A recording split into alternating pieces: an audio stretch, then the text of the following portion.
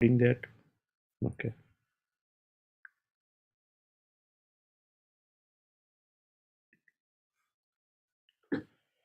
Okay.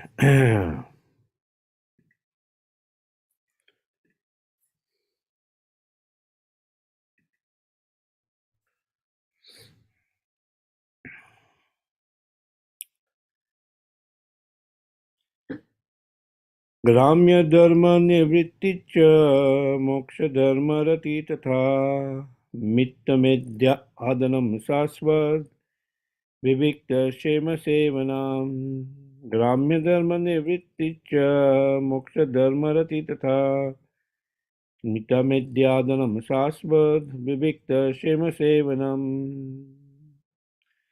ग्राम्य धर्म निवृत्ति च मोक्ष धर्म रति तथा मित्त मेध्यादनम शाश्वत विविक्त क्षेम सेवनम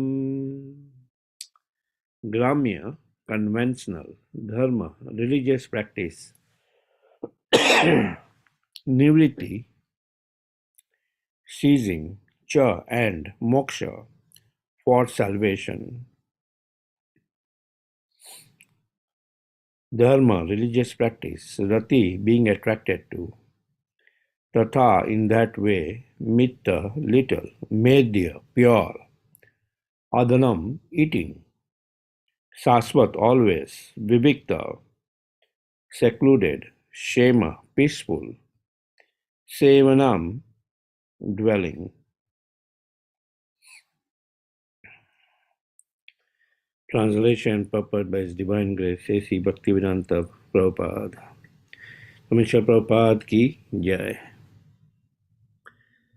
One should cease performing conventional religious practices and should be attracted to those which lead to salvation. One should eat very frugally and should always remain secluded so that he can achieve the highest perfection of life. Purport. It is recommended herein that religious practice for economic development or the satisfaction of sense desires should be avoided. Religious practices should be executed only to gain freedom from the clutches of material nature. It is stated in the beginning of Srimad Bhagavatam that the topmost religious practice is that by which one can attain to the transcendental devotional service of the Lord without reason or cause. Such religious practice is never hampered by any impediments, and by its performance one actually becomes satisfied. Here this is recommended as moksha dharma, religious practice for salvation or transcendence of the clutches of material contamination. Generally, people execute religious practices for economic development or sense gratification.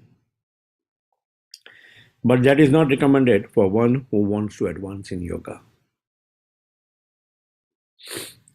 The next important phrase is mitta medyadanam, which means that one should eat very frugally. It is recommended in the Vedic literatures that a yogi eat only half what he desires according to his hunger. If one is so hungry that he could devour 1 pound of foodstuffs, then instead of eating 1 pound, he should consume only half a pound and supplement this with 4 ounces of water. 1/4 of the stomach should be left empty for passage of air in the stomach. If one eats in this manner, he will avoid indigestion and disease. The yogi should eat in this way as recommended in the Srimad Bhagavatam and all other standard scriptures. The yogi should live in a secluded place where his yoga practice will not be disturbed. Om Ajnanatimindasya Jnananjana Salakaya Chakshurmita Niyana Tasmai Shri Guruve Namaha. Sri Chaitanya Manabhistam Stapitam Yena Bhutale Swam Rupa Kadaham Mayam Dadati Swapadantikam Vandeham Shri Guru Sijata Padakamanam Shri Guru Vaishnavamscha Shri Rupam Sagrajatam Swagana Raghunathabitam Tam Sajivam Sadvaitam Savadutam Parijana Sahitam Shri Krishna Chaitanya Devam Shri Radha Krishna Padan Sagana Lalita Shri Vishakha Vitamsha He Krishna Karuna Sindhu Dinabandhu Jagatpate Gopesha Gopika Kanta Radha Kanta Namastute Tapta Kanchana Gaurangi Radhe Vrindavaneshwari Nishabhanu Sate Devi Pranamami Hari Priye Vancha Kalpatarubhascha Kripa Sindhu Bhayavacha Patitanam Pavanebhyo Vaishnavebhyo Namo Namaha Jai Shri Krishna Chaitanya Prabhu Nityananda Shri Advaita Gadadhar Sivasadi Gaura Bhaktavinda Hare Krishna Krishna Krishna Hare Hare Hare Rama Rama Rama Hare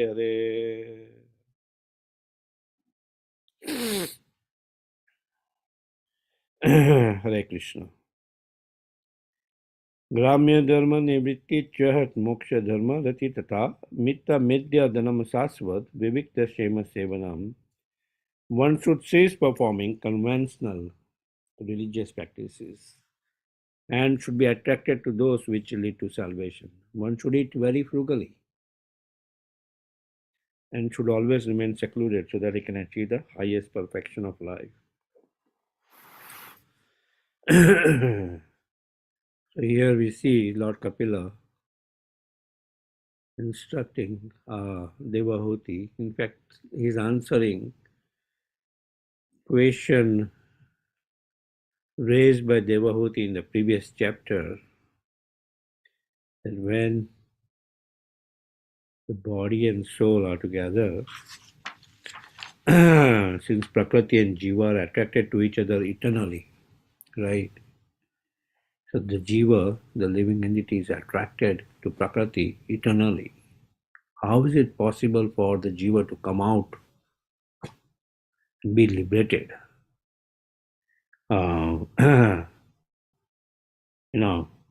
Ultimately, Jiva has to come out from the clutches of Maya, clutches of material nature. So how is that possible? And he begins his response in this chapter where he's instructing Devahuti on the execution of devotional service. And we see that is describing the process which is called Bhakti Mishra Ashtanga Yoga. Like in the 6th chapter of Bhagavad Gita, we see Yam, Niyam, Asan, Pranayam, Pratyahar, right? Dhyan, Dharana, and Samadhi. There's the Ashtanga Yoga process by which the yogi controls his mind and ultimately focuses on the Supreme Lord in the form of Paramatma within his heart. But it's a difficult process. It starts with Yam Niyam, right? And from second verse to fourth verse, it talks about all these different things which the yogi should do.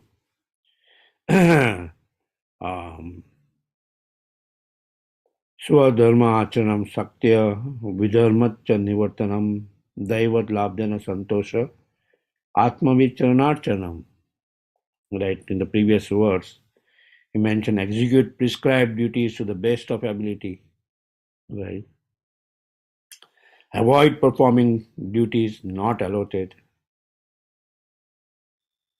Satisfied with what is achieved by Lord's grace and worshipping the lotus feet of a spiritual master. Right? worshipping the lotus feet of a spiritual master. And then in these words, further four things are mentioned. Gramya dharma nivritti, right? Which means cessation of conventional religious practices. Cessation of conventional religious practices. Sure, Prabhupada explains that in the purport, that otherwise religious practices are mostly meant in the material world. Religious practices people mostly follow for sense gratification. Right? Mostly follow for sense gratification.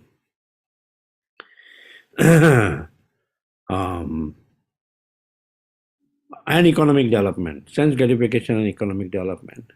So instead, one should perform religious practice for moksha dharma, for attaining liberation, not for economic development or sense gratification, right? Not for economic development or sense gratification. Then it is mentioned about moksha dharma rati. Not only one should cease conventional religious practices, but one should be attracted to persons which leads to salvation. Because of moksha dharma, he should be attracted to one who leads to salvation. Then mitta medhyadanam, eating very frugally.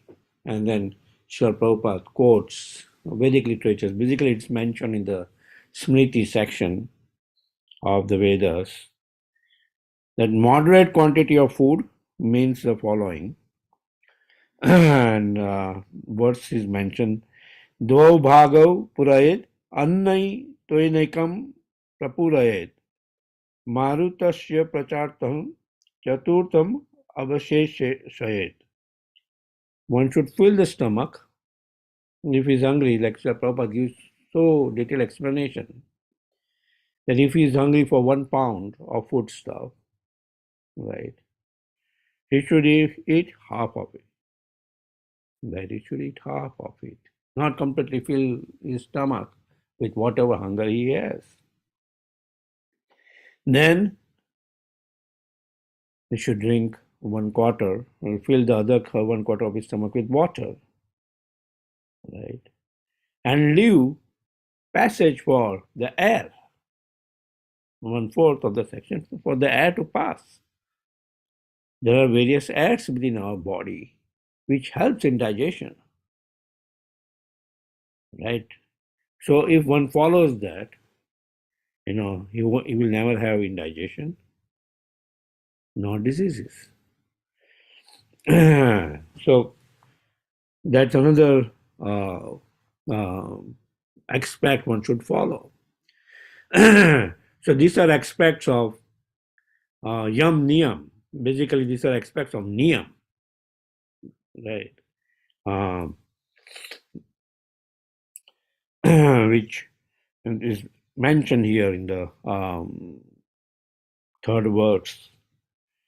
And then one should select a place which is solitary and free from fear, shamam, right? Which is solitary and free from fear.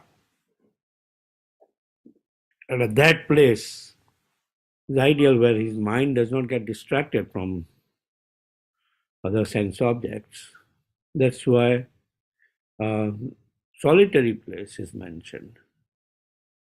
Not that, oh, now I'm at a solitary place and suddenly I start fearing about that solitary place itself. That, oh, it's dark, oh, it could be haunted by ghosts, it could be this, it could be that. No.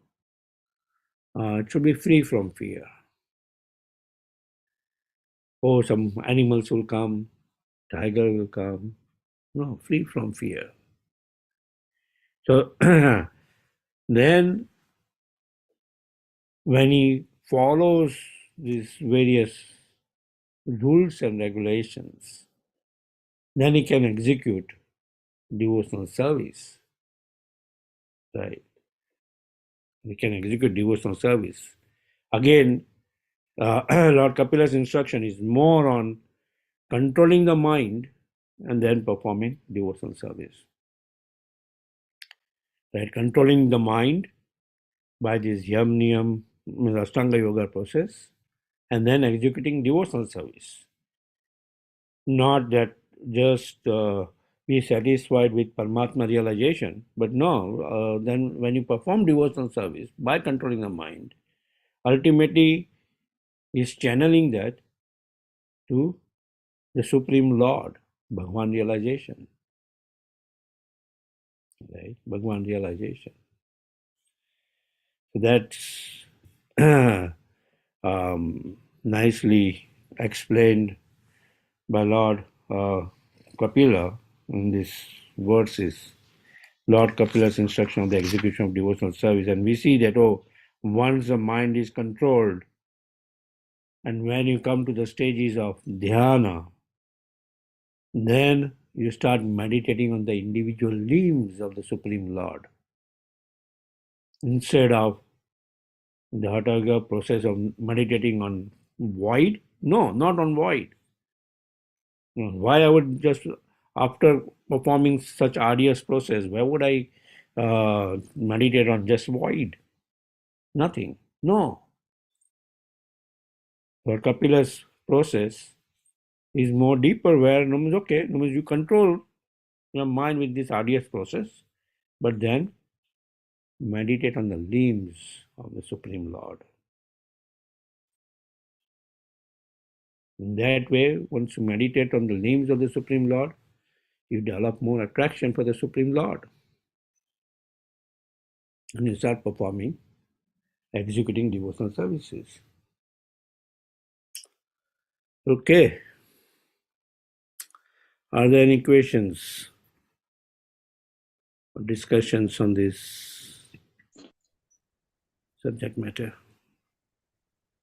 Hare Krishna, Prabhu. Please accept my humble obeisance. All glory to Srila Prabhupada. So, Prabhu, we understand the definition of truth is it is absolute, not relative. 2 plus 2 is 4. Yes. It was in the past, present, and future, and irrespective of geography, condition, circumstance. Mm-hmm. Now, we also understand that the scriptures are the word of God, the absolute truth. Yes. So, Prabhu, sometimes in the scriptures, there are, how do you say, different strokes for different folks. Yes. And even as time goes by, according to the place and circumstances, acharyas can make adjustments. Mm-hmm. So it's somewhat diluting the truth, is what I was thinking. So, how do we understand this? So, this example, today's class, what you're talking about, you have to go Mm-hmm. to secluded place, this, that. But then here we know that, acharyas have said, fine, whatever is your situation, wherever is your condition, you can practice a devotional service. Mm-hmm. Yeah. So, ye kaisa, how do we Mm-hmm. understand Yeah. this, please? Very good. Thank you. Yeah. So also, just as you mentioned rightly, what is that? Different strokes for different people, Yeah, different folks. different folks, right? Different strokes for different folks, and different strategies uh, prescribed for different ages. Right? We have the Satya Yuga, Treta Yuga, Dwapara Yuga, Kali Yuga, right? Mm. Different strategies. That's why the Lord comes as Yuga Dharma, right? To establish that Yuga Dharma, He comes as the Yuga Avatar for each and every age, right? So, in that particular age, where meditation was a focus, right? This process was prescribed. Ashtanga Yoga process for controlling the mind even 5,000 years back, when Lord Krishna described that to Arjuna. What was Arjuna's response? Can't do it. I cannot do it. I cannot control the mind. I can control the wind with my Gandhiva, but it's very difficult to control the mind. Hmm. This was in Dwapar Yuga. Right. So, not necessarily that the stroke mentioned by the Supreme Lord, Lord Kapila, for that particular era is relevant today. That's why worshipping the lotus feet of a spiritual master is very important. Right. Like you mentioned, adjustments. Spiritual master in representation of the disciplic succession, the acharyas, he makes that adjustment and prescribes you the formula relevant for you to follow. Right. The spiritual master did not say that, oh, no, you go to a secluded place,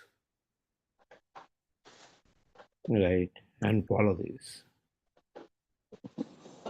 If a spiritual master said that, then yeah, no, you do that.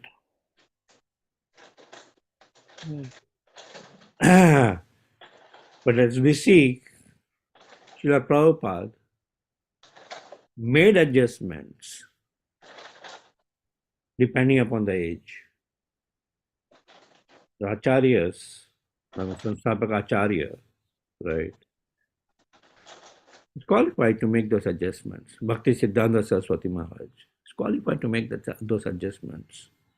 He followed a process of Yukta Vairagya, right, where he did not say, oh, no to using material assets, but he himself was denounced to those material assets in his achar. But same way, if he had to use that to perform devotional service, which is higher, he didn't mind using that.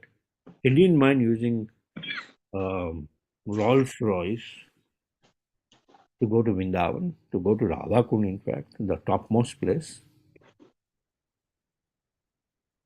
Right. Mm. So it should be looked from that perspective that what is prescribed by our spiritual master. Not that, oh, okay, now I see execute prescribed duties to the best of ability. And now I think that, oh, I should follow this one or this ashrama because I'm in this, I'm inclined to do this service. No, your spiritual master says, okay, uh, just no, follow the process. Take shelter of this institution. Take shelter of the management of that institution. If they tell you to okay, just wash pots, whether you think that oh this is not my the prescribed duty, you just wash pots. Bhakti Sarup Damodar Maharaj, means when he came to our yatra, remember way back in Old Bridge, and he also performed initiations there.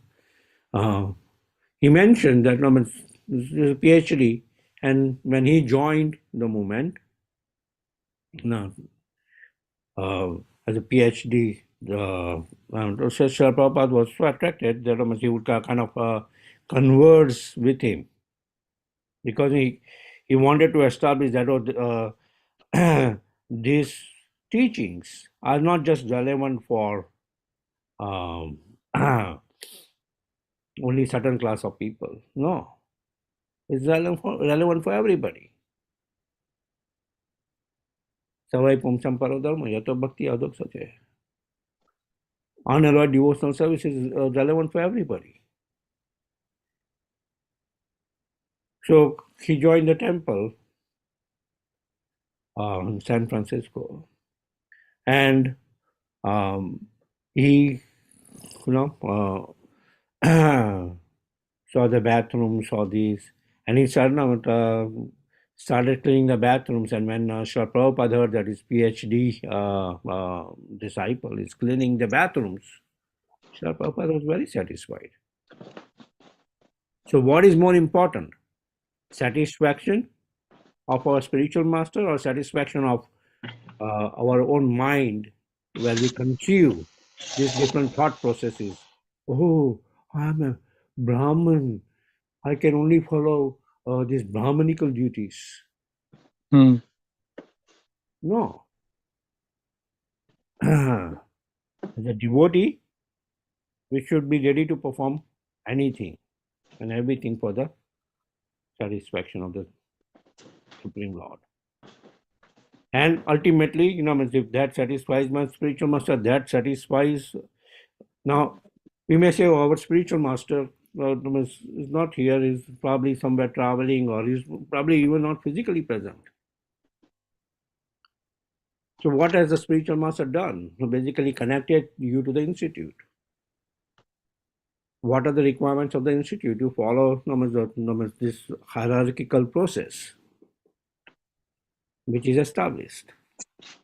Hmm. What the management requires from you. If the management thinks that, oh, you are worthy of, okay, you don't do this, you only do this service,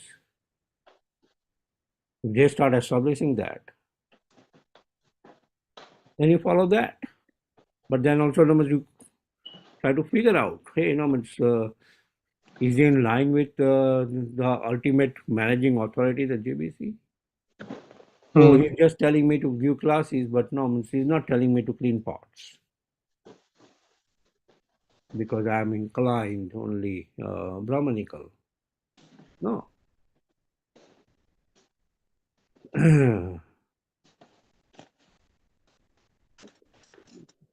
Just like we have this example of a squirrel and Hanumanji, like squirrel is just taking some dirt and putting in the ocean.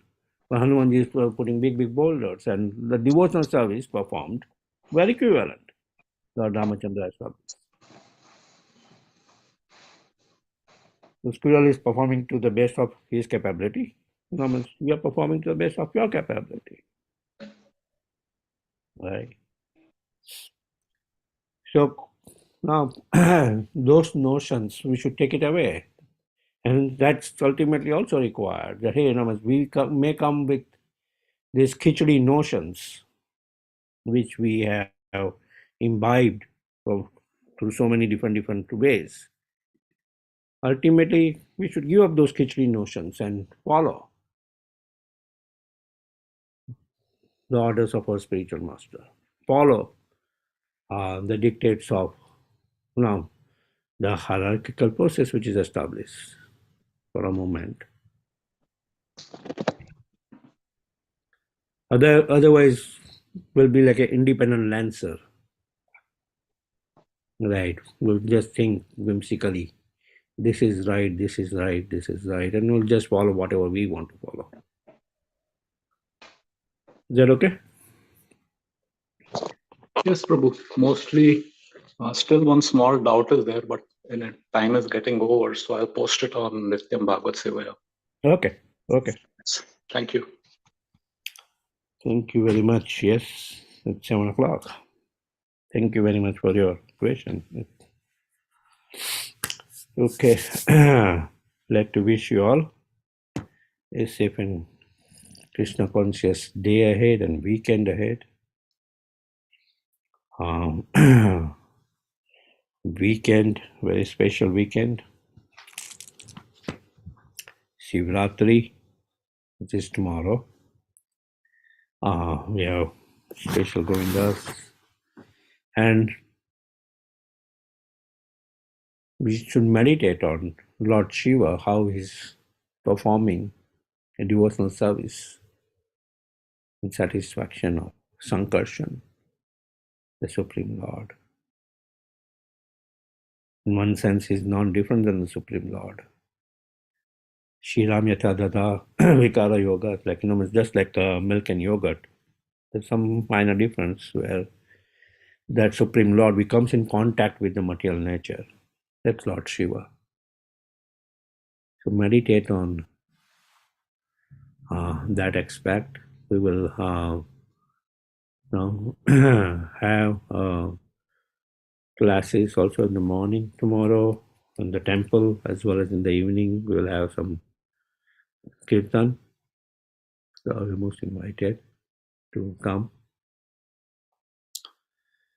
And then, yeah, Saturday and Sunday, we can be absorbed in this special mood on Lord Shiva. And then this entire month, we can absorb more in Gaur Lila. Okay, we like to offer our prayers to the Supreme Lord by chanting Hare Krishna, Hare Krishna, Krishna Krishna, Hare Hare, Hare Rama, Hare Rama, Rama Rama, Hare Hare. Hare Krishna, Hare Krishna, Krishna Krishna, Hare Hare, Hare Rama, Rama Rama, Hare Rama. Rama, Hare Krishna, Hare Hare Krishna, Krishna, Hare Krishna, Hare Krishna Hare Krishna, Rama, Hare Rama, Rama Hare Rama. Rama, Hare Rama, Rama Rama. Sri Nrsimha Jai Nrsimha Jai Jai Nrsimha Pradesh Jaya Padma Mukha Padma Bringam Ugravira Mahavira Jwalantam Sarvatam Mukham Nrsimham Vishnam Badram Mityam Mityam Namiyam. Nrsimha Bhagwan ki jai, Prahlad Maharaj ki jai. Ki jai. Proper humble obeisances to all the assembled Vaishnavas. One Chakalpataru Panchakalpatarubhasya Kripa Kripa Sindhu Sindhu Patita Nam Danam Pavane Bhavnebhyo Vaishnave Vaishnavebhyo Namo Namah. Vaishnavinda ki jai, Ki jai. Srimad Bhagavatam ki jai, Ki Srila jai. Prabhupada ki jai. Jai. Hari Hari Hari Thank Bol. you, Prabhuji. Hare Krishna. Thank you everybody. Hari Bol. Hare Krishna. Hare Krishna, Hare Bol. Hare Krishna.